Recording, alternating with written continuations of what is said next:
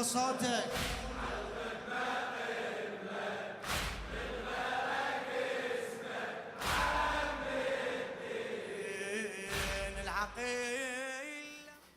Troisième partie et dernière partie de ce dossier consacré à la campagne militaire du Hezbollah en Syrie, avec finalement ce qui constituera une troisième partie de conclusion sur une période de temps un peu plus grande que celle abordée dans les deux précédentes vidéos, puisqu'on va couvrir finalement une période allant de mi-2014 jusqu'à 2017-2018.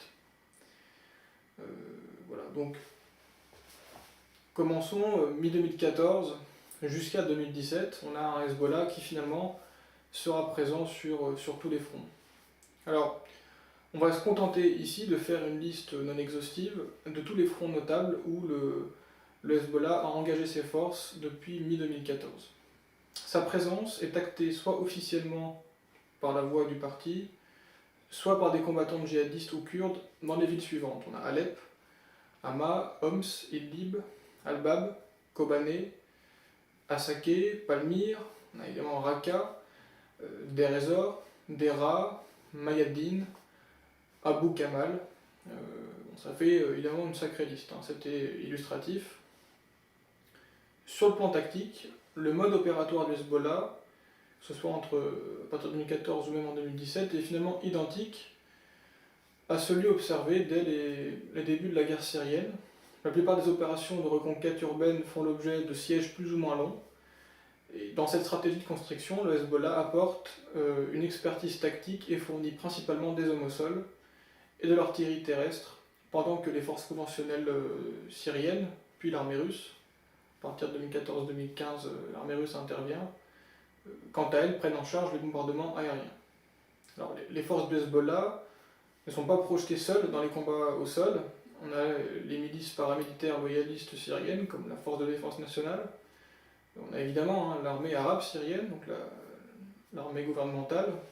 Et puis on a des milices chiites, qu'on a évoquées précédemment, d'Irak, d'Afghanistan, de Syrie, et aussi les unités spéciales russes qui prennent également part au feu. Le Hezbollah et les forces spéciales russes coopèrent d'ailleurs sur le champ de bataille et il semble acté que ces dernières aient autant instruit leur savoir-faire qu'elles ont appris de celui des soldats du Hezbollah.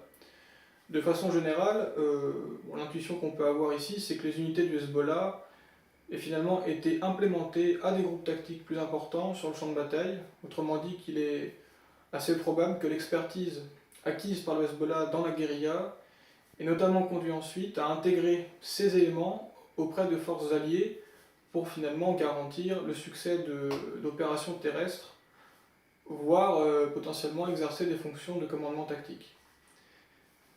Le bouleversement géopolitique notable, évidemment, à partir de 2014, c'est la montée en puissance colossale de l'organisation État islamique.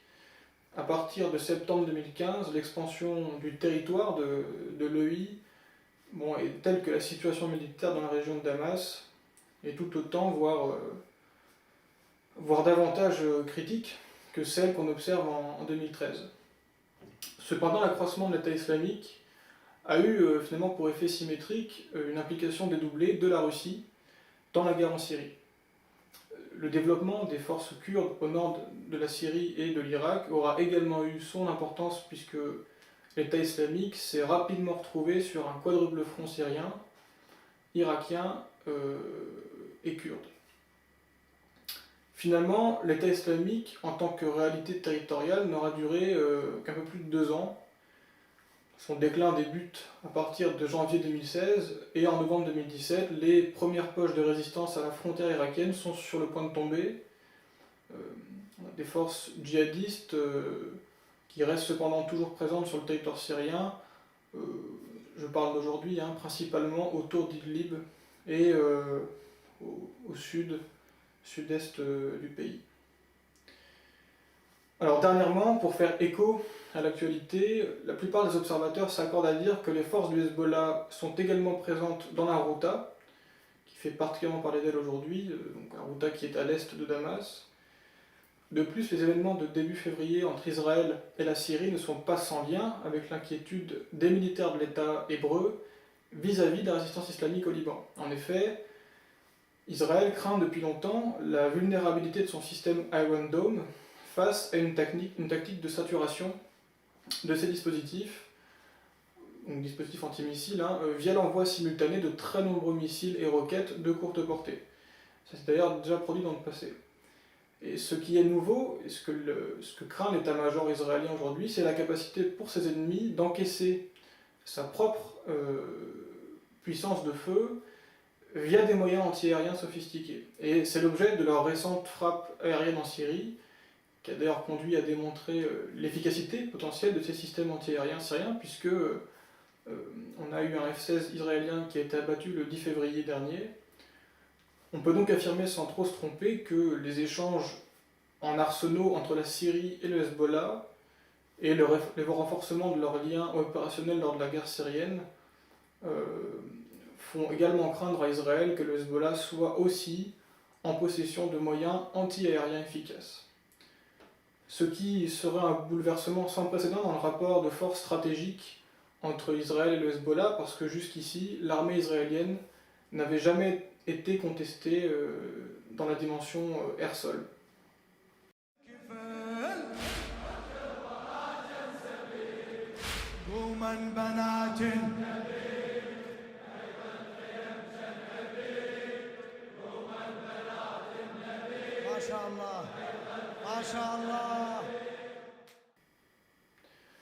Donc dernière partie et conclusion de ce dossier consacré à la campagne militaire du Hezbollah en Syrie, avec justement les conclusions à tirer de cette implication militaire des forces chiites dans la guerre syrienne. Alors d'abord, les conséquences négatives relèvent probablement surtout de deux ordres. D'abord, sur le plan stratégique, les forces de la résistance islamique au Liban ont perdu plusieurs milliers d'hommes sur les fronts syriens, et parmi ceux-ci, des commandants notables à expérimenter, comme Mustafa Badreddin en 2016, ou des figures hautement symboliques pour le Hezbollah, comme Jihad Mourniyeh en 2015. Ces pertes humaines sont un facteur objectif d'affaiblissement des forces du Hezbollah, et c'est le premier point finalement négatif de cette implication.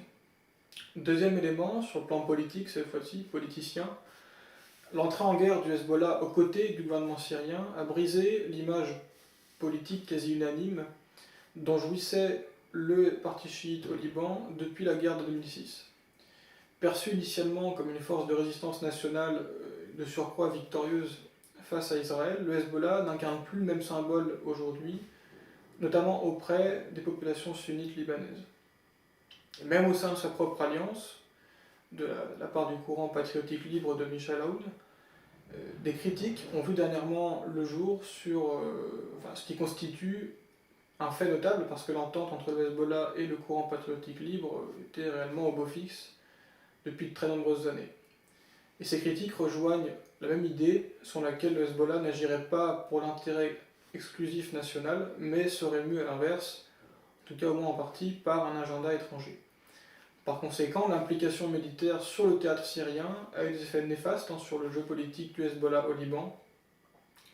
Et c'est le deuxième point négatif principal. Alors, on a évoqué ces éléments, ils peuvent paraître notables, mais il faut en revanche considérer qu'ils sont quand même largement compensés par les gains objectifs que le Hezbollah a pu tirer de la guerre en Syrie, et qu'on va donc tenter de récapituler en quelques points. D'abord, sur le plan militaire et stratégique, premier gain, les pertes humaines du Hezbollah ont été compensées par l'augmentation importante du nombre de recrues dans ses rangs.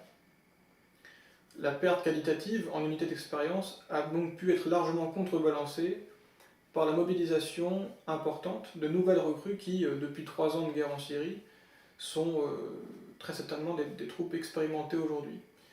Il y a donc peu à parier que le Hezbollah ait subi une grosse chute qualitative, et à l'inverse, tout porte à croire que ces troupes sortiront renforcées de la guerre en Syrie. D'autre part, les officiers du Hezbollah ont pu acquérir des compétences nouvelles et déterminantes qui leur étaient alors inconnues, Parmi celles-ci, on a une expérience du commandement interarmé, évidemment, qui est vraiment une donnée nouvelle et notable. De plus, la guerre en Syrie a consacré l'utilisation accrue des drones, y compris d'attaque, par le Hezbollah, et lui a permis, au contact des task forces russo-iraniennes, de vraiment percevoir l'importance de l'usage d'arsenaux comme d'arsenaux SIGINT et ELINT, donc tout ce qui est renseignement satellitaire électromagnétique, dans la détection des unités ennemies enfouies dans le sol. A ce titre, le combo russe renseignement électromagnétique plus missile aérien anti-bunker aura véritablement été crucial dans la reconquête des bastions de l'État islamique. Le Hezbollah a pu également voir à l'œuvre les systèmes antibalistiques S-300 et S-400 russes et leur importance dans le jeu d'échecs diplomatique avec les forces américaines et françaises. Et enfin, les différents arsenaux de nouvelle génération qui ont été acheminés depuis l'Iran ou la Russie à destination du Hezbollah ont vraiment permis à ce dernier de renouveler son matériel militaire et ses capacités stratégiques. Il est d'ailleurs de l'ordre du probable que le Hezbollah ait bénéficié en partie des différentes livraisons d'armes russes à destination des forces syriennes, comme contrepartie de son action militaire. Outre les arsenaux mentionnés dans l'exposé et les différentes vidéos précédentes, il est donc possible que le Hezbollah soit par exemple en possession de missiles supersoniques Yahound, de chars T-90 ou de batteries missiles de type Smerch. Deuxième gain objectif de la guerre en Syrie, sur le plan diplomatique, sur le plan symbolique, le Hezbollah accroît encore son image de belligérant invaincu, même si son soutien interconfessionnel au Liban est ébranlé, comme on l'a évoqué, les observateurs militaires sont forcés de constater que les troupes du Hezbollah se sont révélées à la fois déterminantes, pour ne pas dire vitales, mais aussi redoutablement efficaces dans les combats menés en Syrie. Une rapide lecture chronologique de la reconquête des villes syriennes suffit finalement à récapituler une réalité tactique, c'est que jamais le Hezbollah n'a perdu de terrain notable sur les fronts où il était présent. Cet état de fait est mis en lumière, a fortiori dans le cas de la ville de Palmyre, que Damas avait perdu face à l'État islamique fin 2016 et dont l'arrivée du Hezbollah en 2017 aura permis au gouvernement syrien de reprendre définitivement le contrôle. D'autre part, le Hezbollah restera objectivement l'un des acteurs phares ayant combattu et vaincu l'État islamique, entité qui a été ensuite honnie par l'opinion internationale, et donc par effet dialectique, le Hezbollah ne pourra donc être vu devant l'histoire que comme une donnée positive dans la destruction de l'État islamique et de cette organisation djihadiste en Syrie. Et autre point, autre gain stratégique en Syrie, du point de vue diplomatique, le Hezbollah, bien qu'acteur non étatique, s'est imposé comme une puissance objective du Moyen-Orient, jouant de facto le rôle qu'aurait pu avoir un État allié dans son intervention en Syrie. Donc le Hezbollah sort aujourd'hui comme un allié victorieux et décisif dans l'évolution de la guerre, avec lequel doivent composer l'ensemble des protagonistes de la région. De plus, sa participation systématique aux opérations interarmées syro-irano-russes ont permis à ses commandants et ses chefs de nouer des contacts stratégiques avec les états-majors en question. Alors le mot de la fin, le dernier élément de conclusion qu'on a rappelé, donc les gains objectifs sur le plan diplomatique, lorsqu'il est d'ailleurs joint à l'ensemble des autres gains, permet finalement d'illustrer que le Hezbollah, peut-être plus que jamais, ressemble à un État qui n'en est pas un. D'une part, ses forces relèvent bien plus d'une armée organisée que d'une milice qu'il était autrefois. D'autre part, ses choix politiques et diplomatiques s'opèrent indépendamment des contraintes territoriales libanaises. Liban au sein duquel semble cohabiter en quelque sorte une double souveraineté de l'État libanais et souveraineté indépendante du Hezbollah, en tout cas partiellement indépendante. Enfin, durant la guerre en Syrie, le Hezbollah s'est vu reconnaître un statut quasi-étatique, de fait, par les autres États pro-gouvernementaux qui étaient partis au conflit, que ce soit l'Iran évidemment, la Russie, la Syrie. Or, selon une définition classique de l'État dans le droit international, un État doit rassembler le double critère d'une expérience territoriale souveraine, critère matériel, existence territoriale à demi actée, puisqu'on sait très bien où se situe le Hezbollah et quel est son espace géographique de demi-souveraineté au Liban, à la Beka. Et deuxième critère, une reconnaissance internationale en tant qu'État. Donc là, c'est le critère diplomatique.